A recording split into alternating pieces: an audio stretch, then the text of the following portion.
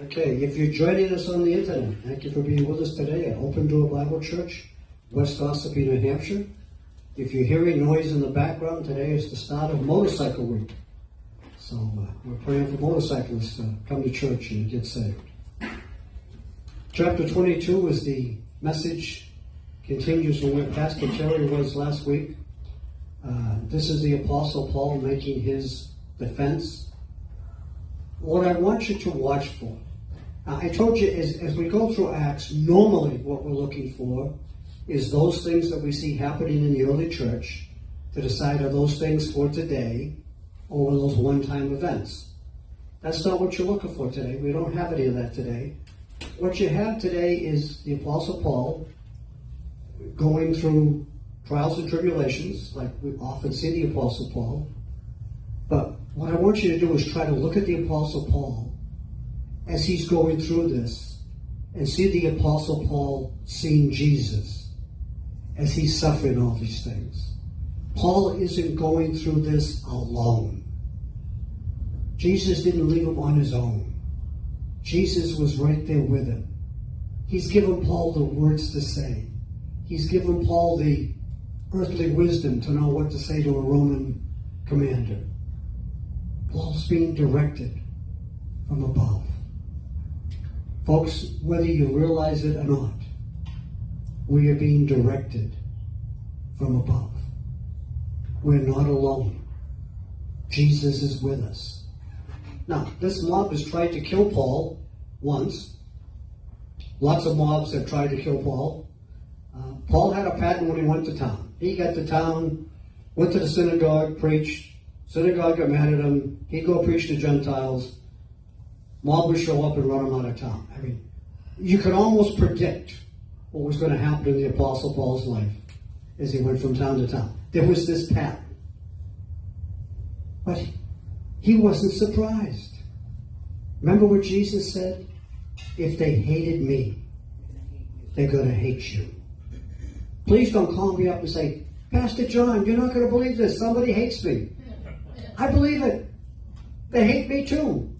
It's okay. We got a group of folks here this morning. We love each other and the world hates us. It's all right. I can live with that.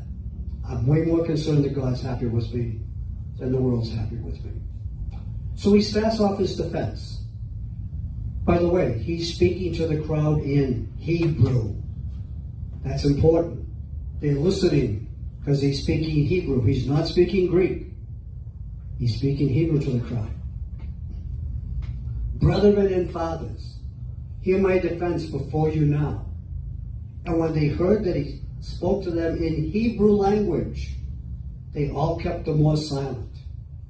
Then he said, so he's got their attention. He's relating to them. Now, I will tell you the New England version of that. Many of you know my background was I spent 40 wonderful, fun-filled years working for the phone company.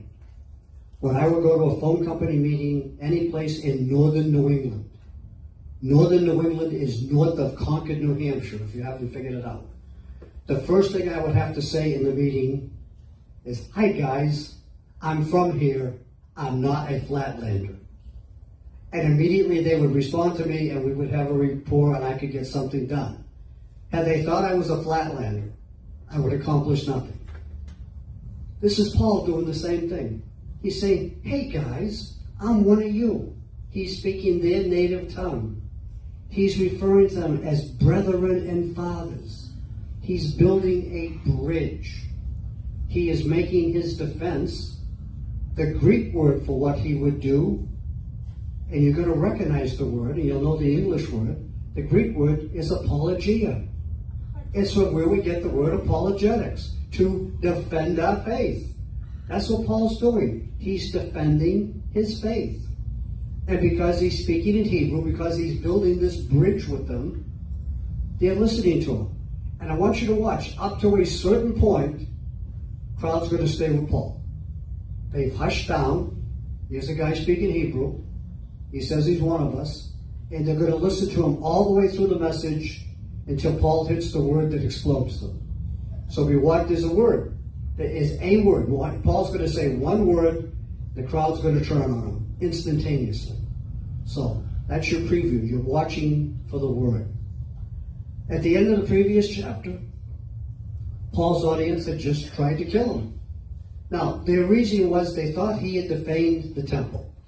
They had seen him in the company of Greeks. Somebody spread a rumor that, hey, when Paul went into the temple, he took Greeks with him and defiled the temple. Now, who's the Greek in question? Timothy. Timothy was a Greek. They saw Timothy with Paul. They made the assumption he was in the temple. He wasn't. I mean, nothing they ever accused Paul of was true. Verse 3 continues his defense. I am a Jew, born in Tarsus of Cilicia, but brought up in this city at the feet of Gamaliel, taught according to the strictness of our father's law, and was jealous towards God, as all you are today. He's relating to the crowd. He's working with them. Now, let me try to put this in perspective. Paul talks about a guy by the name of Gamaliel. None of you know Gamaliel. So the equivalent today would be to say, I was a student of Billy Graham. He picked the most famous guy in the Jewish religion and dropped his name. And Paul could drop his name because Paul was one of his students. In fact, you can find in the writings of Gamaliel, he talks about Paul as a student. And his critique of Paul as a student was, I couldn't find enough books to keep him satisfied. Paul just devoured every book he could get. He was a great student. He was an overachiever. He was the valedictorian of the group. So he's dropped this name. Everybody in the crowd knew the name. Just like I said, Billy Graham, every one of you knows the name. That's the impact that statement had on Paul's crowd. He tells them he's a Jew. So this whole time he's building a bridge. He's laying this foundation so people will relate to him and listen to him. Now, this again is going to be the story of Paul's conversion. We find that back in Acts chapter 9. It's done in a number of places. Paul actually has his story told. Acts 22, Acts 26, Philippians 3, and 1 Timothy 1. Each time Paul's life story, Paul's, what's the word we use here? Testimony is given. There's a different reason. There's a different audience. So in Acts 22, where we are right now, he's telling the story. He's giving his testimony to persuade Jews. In Acts 26, he's telling a similar story. He's not making a big deal about the reference to Gamaliel, because now he's talking to Gentiles. Gentiles don't have a clue who Gamaliel is, so Paul drops that from the story in that place. In Philippians 3, he's basically telling the story for theological understanding, so you can understand the theology behind getting saved and living the Christian life. And in 1 Timothy chapter 1, he gives his testimony basically to encourage his audience. So, it's kind of the same story, same outline, different facts thrown in each time, but for a different person and different purpose each time. Tells them where he was born, tells them how he's brought up. Now notice, he's really playing to their Jewishness. Taught according to the strictness of our Father's law. I'm just like you guys. I was trying to keep the commandments. I was trying to do the law. I was doing the sacrifices. I was going to temple.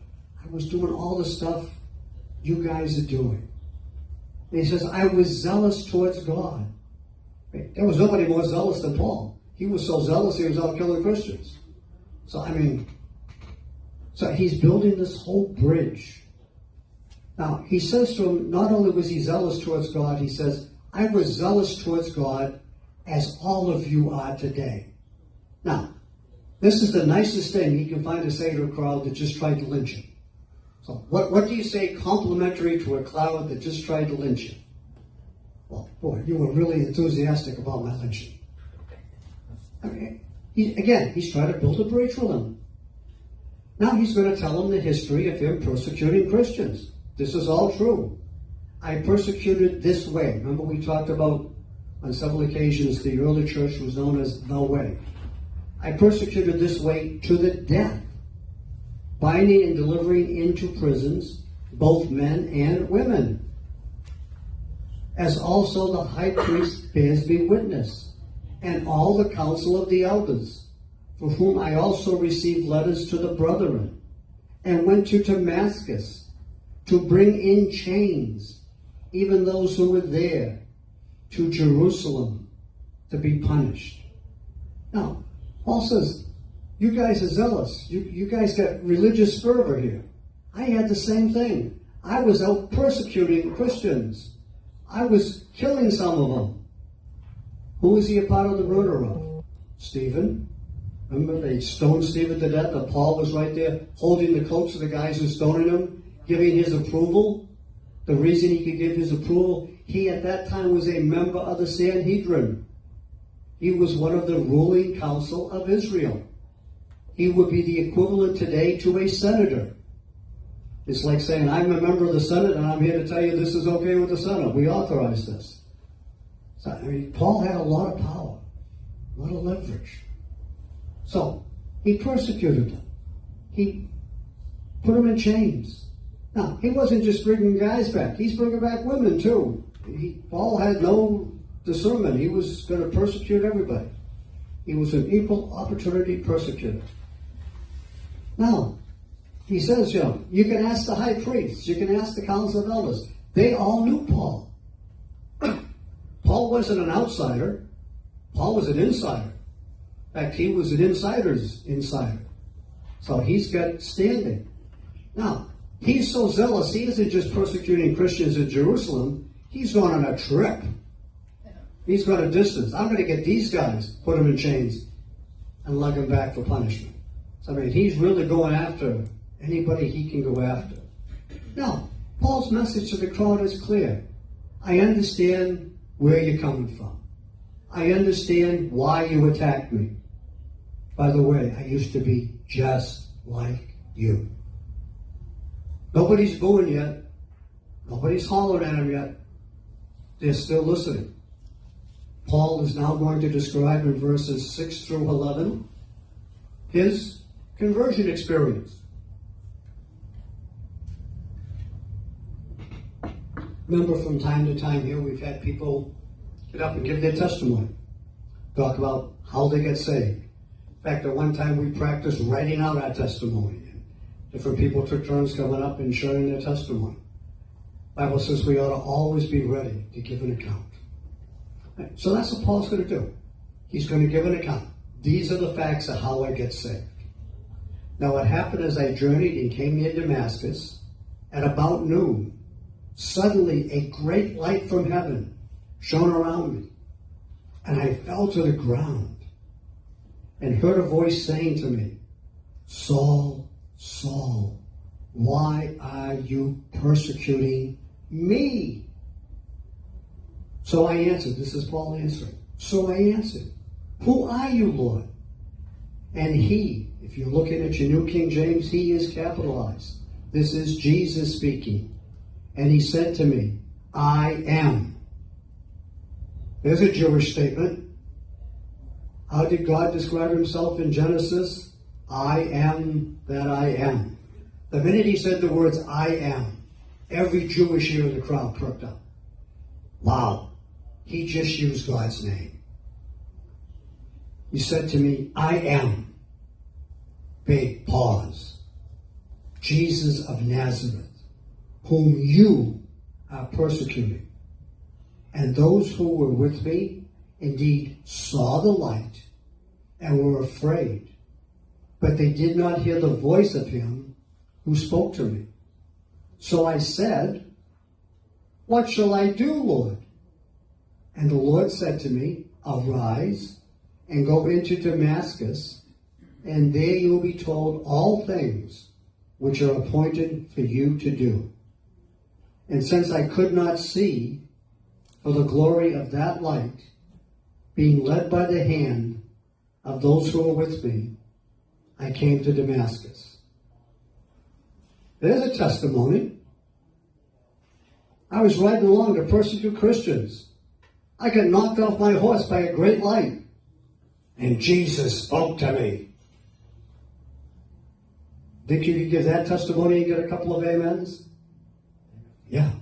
There's a guy with a story to tell. And he's telling it. All right, let's go back and look at the story. Verse 6. Suddenly a great light from heaven shone around me. Now, this is like brighter than the sun. By the way, it's noontime, so if something's going to be bright, it's going to be really bright. Now, Paul was on his way to persecute Christians. Paul wasn't searching for Jesus. Paul wasn't searching for answers. If you would interview Paul, he would have told you he had all the answers. He was not looking for God. By the way, when you got saved, you weren't looking for God. God was looking for you. That's true of every one of us, if we're honest. God made the first move. He made the first move to the Apostle Paul. He had an encounter with Jesus. He hears a voice speaking to him. Now, he's blind. It's like you're staring in the sun. And he hears this voice saying, "Why are you persecuting me?" Man, this is now like personal. This isn't somebody else. This is personal. Paul, you're persecuting God. Now, that's kind of going to shake everything Paul's ever believed. I mean, Paul's going through this crisis right now. What's going in his ears is not matching what's going in his brain. This is not how it works. I'm a good guy. I'm on the right side. God's proud of me. And going in his ears is you're persecuting God. Guy's having a meltdown. He's overloaded. He's trying to process it. Jesus speaks to him. I am Jesus of Nazareth. There was lots of Jesus. There's only one Jesus of Nazareth, whom you are persecuting. Paul comes to a sudden understanding. Man, I'm going in the wrong direction. I'm doing the wrong thing. Now, verse 9. Those who were with me indeed saw the light. They all saw this great light, but they didn't hear the voice. Now, in another place where the story is told, it talks about them hearing but not understanding. So I think what the verse is really trying to tell you, there was a sound. They didn't know what the sound was. The voice was meant for Paul. In the other place where you hear the story recounted, they heard the voice, but they didn't understand it. So there was sound, they just couldn't process it. He says, I can't see because of the light. He's now told to go to Damascus. He can't find his way to Damascus. Somebody's got to take his hand and lead him. I don't know if they made him walk. I helped him back on his horse, but he was blind. Now, this wasn't, he was foggy. He was blind. Couldn't see a thing. I mean, you looked at the sun and there's nothing left. And they bring him into the city. Now, he's told, go into the city. I'm going to tell you everything that's appointed for you. Boy, that was the message. So he goes into the city. Verses 12 through 16. He's now going to talk about the guy who decoded all this for him. Then a certain Ananias, a devout man according to the law. Let me pause right there. Again, he's now back to his Jewish audience.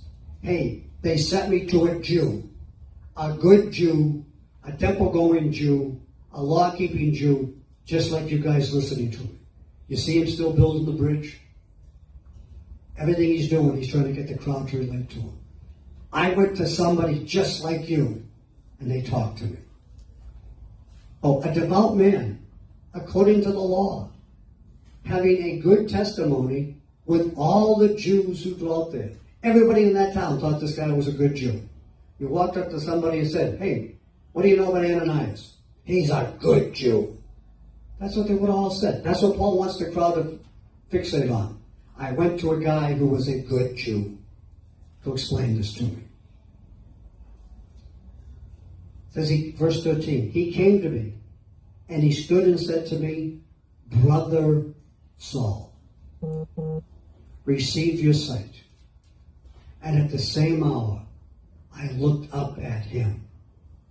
So there's a bunch of stuff happening in this verse. The guy is calling Paul a brother.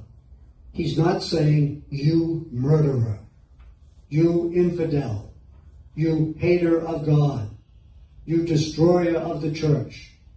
He says to him, Brother Saul. Well, there's instant healing and acceptance.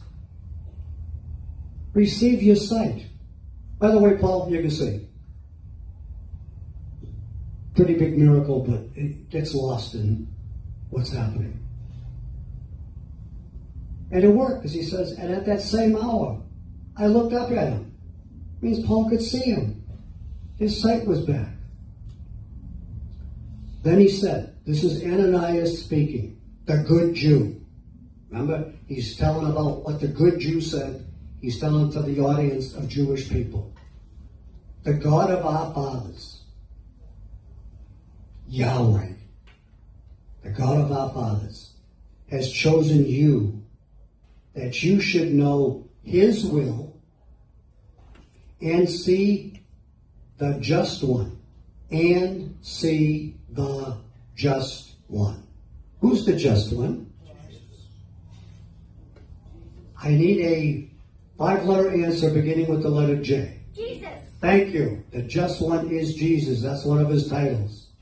So what does it say about Jesus? He saw him.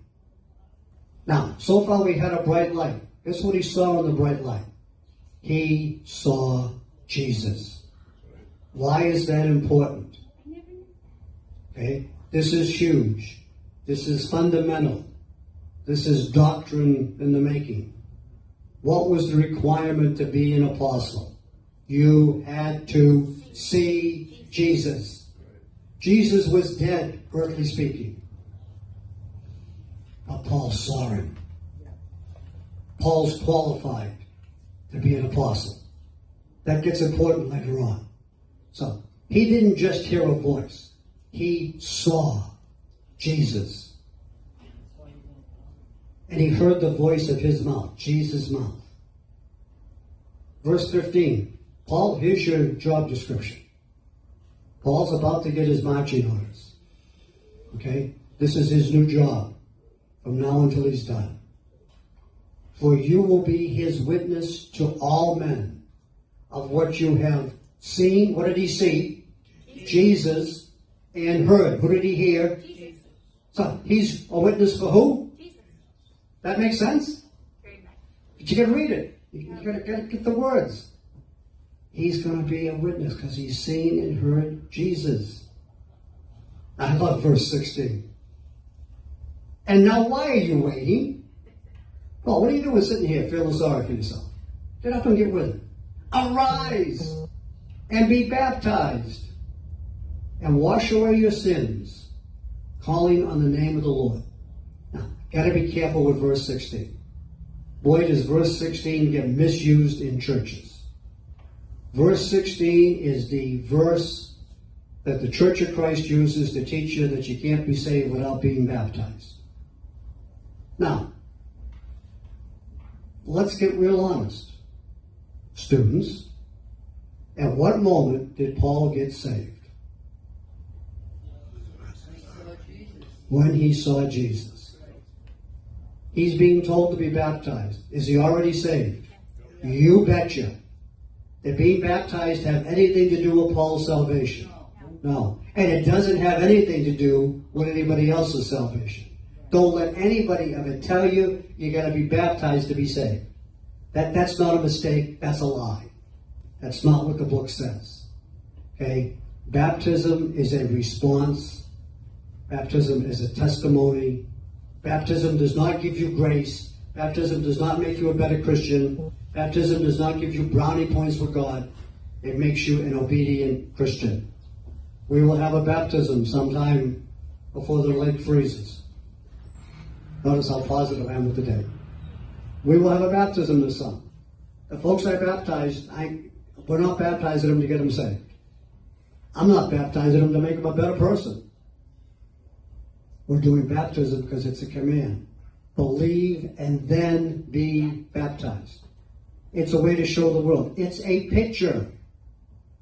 Okay? It pictures the death of Jesus, the burial of Jesus, when we put you under the water and hold you there. And the resurrection, we bring you back up. It pictures it. It doesn't get you saved. It gets you baptized. By the way, if you follow through the teachings in Acts, baptism is what normally adds a person to a church. Now, once you've been baptized and you move and go to another church, they have to get rebaptized? No. You need to be baptized one time. Have I baptized people a second time? I have.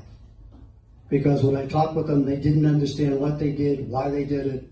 They were mistaught. They had a wrong motive. Folks like that, I am happy to rebaptize so that they've got it straight. But you only need to be baptized once. You don't need to be baptized to get to heaven, because the thief on the cross made it. And there was no quick trip to a pond while he was being crucified. No, Jesus just said, today, you'll be with me. Okay? Didn't have to go get baptized. So, I know that's what that verse is teaching. Don't let folks misuse that verse. It gets misused a lot. That's why we teach you what the Bible says, how to use it. All right. Tells Paul he's going to be God's witness to all men. Now, I got to tell you, up until Paul hears this, he thinks he's doing the right thing. He thinks he's serving the God of Abraham, Isaac, and Jacob. He thinks he's keeping the covenant. He thinks he's following the law. But then he sees Jesus. By the way, nobody ever kept the law. If one person could have kept the law, Jesus could have stayed home and not gone through everything he went through. Nobody can make it. Nobody is sin-free. Nobody is perfect. And then I just like the part about, and now why are you waiting? Paul, let's get up and get to business. You've got places to go and things to do. All right. Paul is continuing to talk about what happened next in his journey of knowing God. So, what I'm about to read you next happened back kind of right after Paul was saved in his early days as a Christian. Didn't happen recently. This is years ago in Paul's life. Verse 17 and 18. Now it happened when I returned to Jerusalem and was praying in the temple that I was in a trance. That does not mean he fell asleep in church. It means he was praying really hard and really focused. And saw him. Him's capitalized. Who's him? Jesus. Okay, and saw Jesus saying to me, make haste and get out of Jerusalem quickly, for they will not receive your testimony concerning me. I got to tell you, if I'm praying and Jesus shows up in my brain while I'm praying and says to me, get out of here, they're going to kill you, guess what I'm going to do? I'm going to hit the door running. I'm probably not even opening the door. I'm just going through it. God told me to get, I'm going to get. And that's what Paul did. He got. Now, doesn't tell you here, but where did Paul get to? He ended up in the Arabian desert. He ended up in the Arabian desert for 3+ years. Isn't that where he met Jesus?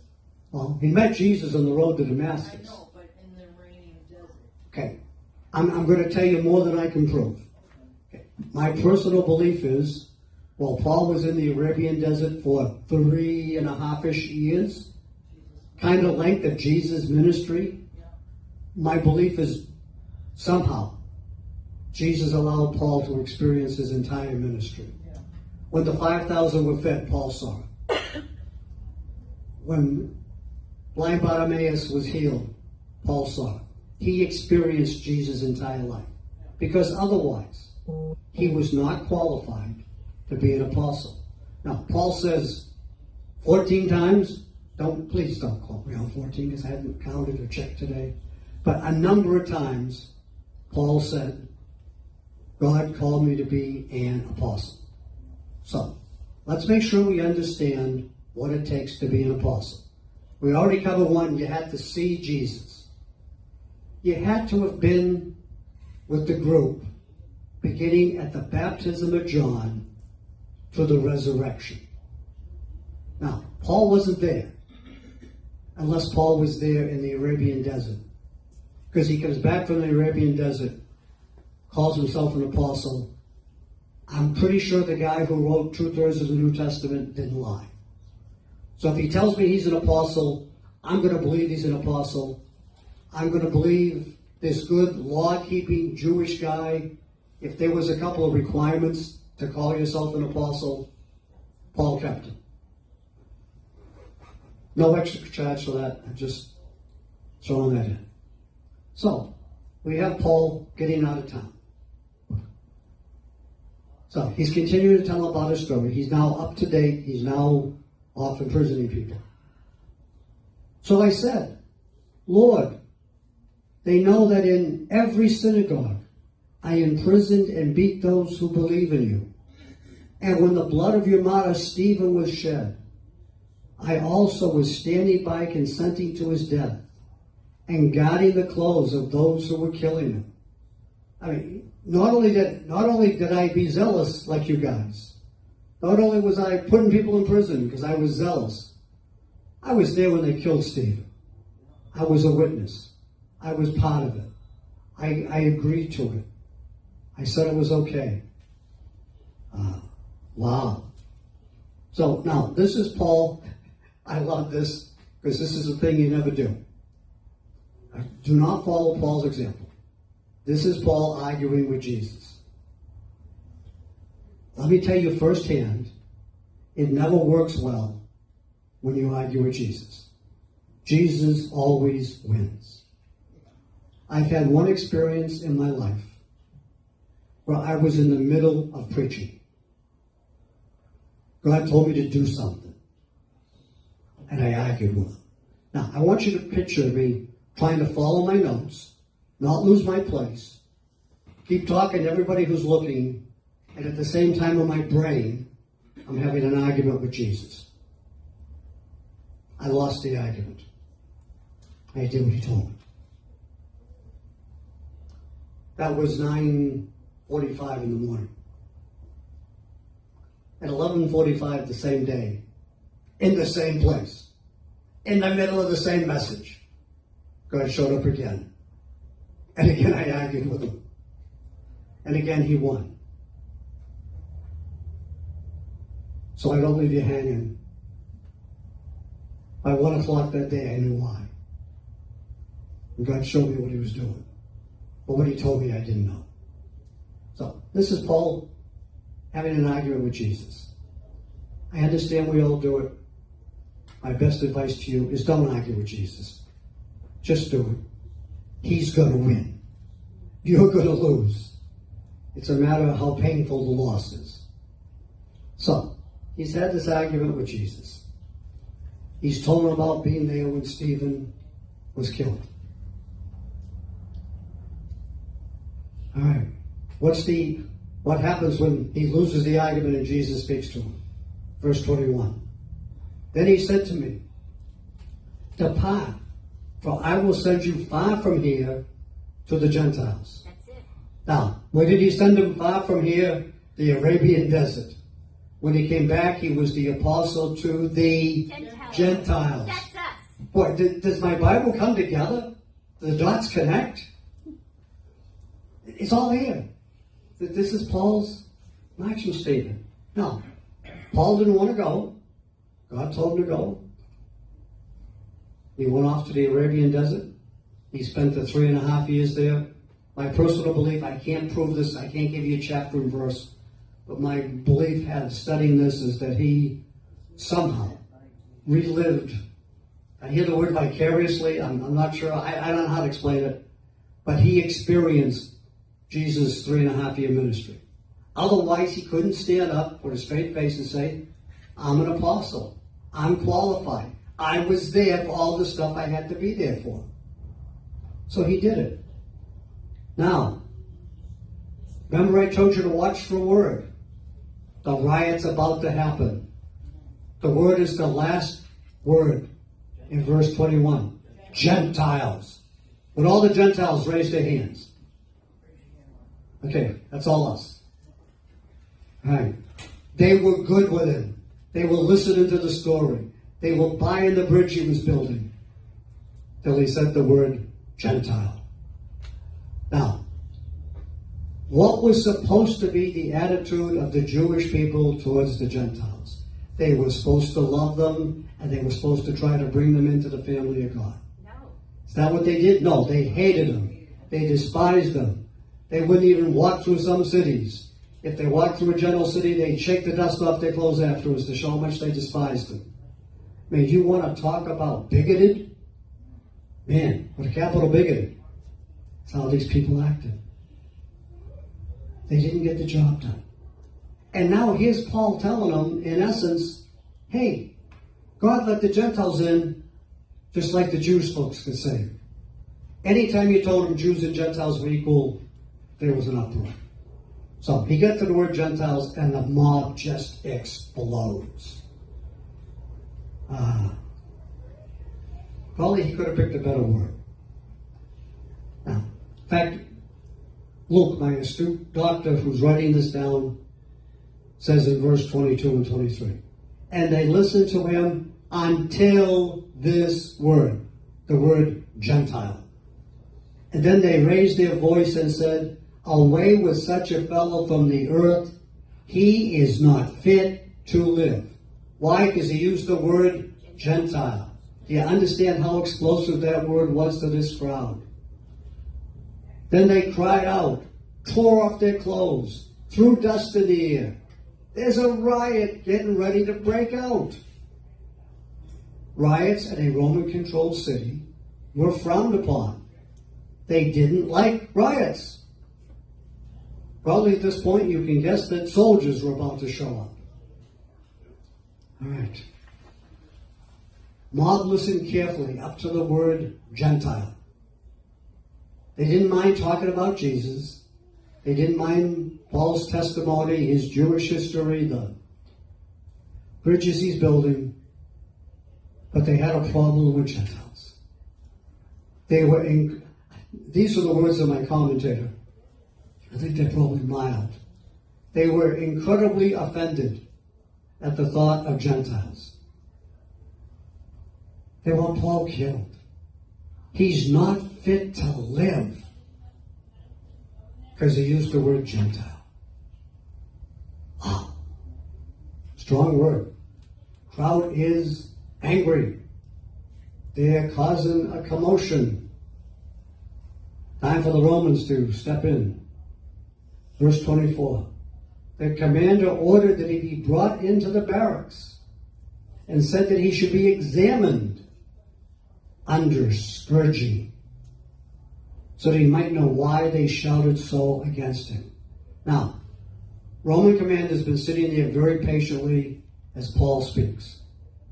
Did the Roman commander understand a single word coming out of Paul's mouth?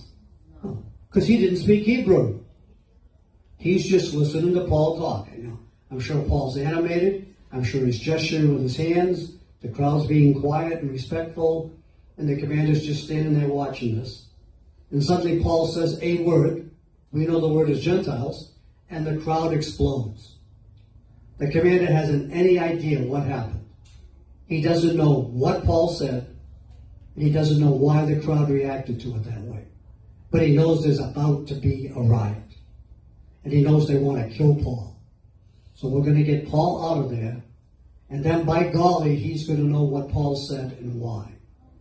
So it says he's going to be examined under scourging. That's the 40 lashes minus 1. Most people didn't survive a scourging. By the way, key fact you need to know. It was illegal for Romans to scourge a Roman citizen. You could scourge all the Gentiles you wanted. Can't scourge a Roman citizen. They had rights. He's got to be tried. He's got to be condemned. He's got to be sentenced if you're going to touch him. But you can't just take a Roman and beat him to question him. They had rights. We used to have rights in America. Some days I'm not so sure. But He's going to take him in, tie him to a post, and they're going to beat the tar out of him. So the guy gets the information he's looking for. By the way, what the guy really wants is a confession so he can just be done with this. Now, from this point, when they take Paul in at that moment, to the end of the book of Acts, Paul is in Roman custody. He's going to move from place to place, jail to jail, jurisdiction to jurisdiction, but the whole time, from here to the end of the book, he's in Roman custody. Now, they're going to scourge him. This was not a beating with a rod, not a beating with a whip. This is what a cat o' nine tails with all the metal stuff at the ends of it. Folks didn't normally survive this. If they survived it, they were impacted for life. You didn't recover from a scourging. All right. I mean, this guy's going to town. Verse 25. As they bound him with thongs, Paul said to the centurion. Well, we see centurions a lot, don't we? Paul said to the centurion who stood by, is it lawful for you to scourge a man who is a Roman and uncondemned? When the centurion heard that, he went and told the commander, saying, take care what you do, for this man is a Roman. He's got rights. Guess what the penalty is for the commander who beats this guy as a Roman citizen? Death. This was not a negotiable subject. You didn't beat Roman citizens. If you beat Roman citizens, you were beaten to death. This guy's about to cross a line you can't come back from. The centurion, which would be like his head officer, has gone and warned him. Now, he's already got the guy tied up. He would have been tied around a wooden pole. His back would have been exposed so that he get the full fury of the beating. Paul tells him he's a Roman. He's a citizen. That used to be a big deal. There was a time where you could feel safe in any country in this world by saying, I'm an American citizen. I'm telling you, when you said those words, the Marines were on the way. They were going to come and rescue you.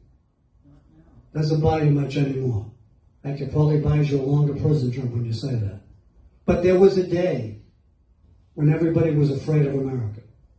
And you said to somebody in a foreign country, hey, stop, I'm an American citizen. Man, you headed for the embassy and you were protected. Paul said, I'm a citizen. I got rights. Okay, commander's now paying attention. He's now got the message. He's about to make a mistake. Verses 27 through 29.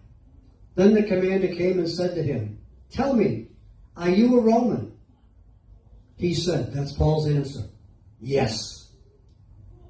Then the commander answered, with a large sum I obtained his citizenship. And Paul said, but I was born a citizen. Big difference. Paul didn't buy it, he had a right to it. All right. Then immediately those who were about to examine him withdrew from him. And the commander was also afraid after he found out that he was a Roman because he had bound him. He'd already gone too far by tying the guy up, getting him ready to be flogged. He's in trouble. He's got a backpedal. Now, Paul's citizenship is a very rare thing. Paul was not a Roman by culture. His parents were not Romans. Somehow they had obtained citizenship. My commentaries all suggest basically they had probably done some great service to the Roman Empire and citizenship was bestowed upon him. His parents weren't citizens by birth. But because they were made citizens, Paul was then born a citizen. Verse 30. The next day, because he wanted to know for certain why he was accused by the Jews, he released him from his bonds and commanded the chief priests and all their council to appear and brought Paul down and set him before them. So he's now released Paul. He's backpedaling. He's backpedaling big time. He's now demanding the high priest and the council, the Sanhedrin. What did Paul used to be a member of? The Sanhedrin. Paul's peers are coming to town. And the commander is going to try to get to the bottom of the story. Because he doesn't know what to do. He doesn't know who's telling the truth. Now, the Sanhedrin would have been like the Jewish Congress or Parliament. Paul would be given an opportunity to speak before the group that he was once a member of. He was a voting member. That's why he was able to allow Stephen to be stoned, because he had authority. Paul would think that this was the opportunity of a lifetime. All Paul ever wanted to do was see Jews saved. Remember, Paul was so concerned about seeing Jewish brothers and sisters saved. Paul said at one point, if it were possible, I'd give up my life in exchange for the Jewish people being saved. Now, God made Paul the apostle to the Gentiles, but Paul's heart was for the Jewish people. When it finally dawned on Paul, I'm wrong. I've gone about this all wrong. My whole Jewish experience is wrong. Suddenly he thought, wow, all these other people, my Jewish brothers and sisters, were deceived just like me. I want to see them saved and set free. And huge stuff going on in Paul's heart and Paul's mind. Now, just like Pastor Terry did to you last week, I'm going to tell you for the rest of the story, come back next week. Because you don't get the rest of the story today. You got to come back for the next chapter. So, Pastor Terry is going to come, so I can wave goodbye to the audience that's watching on the internet. Those of you who've turned in today, thank you for joining us at Open Door Bible Church, West Ossipee, New Hampshire, right next to the post office. Please come and visit us in person. Have a great day.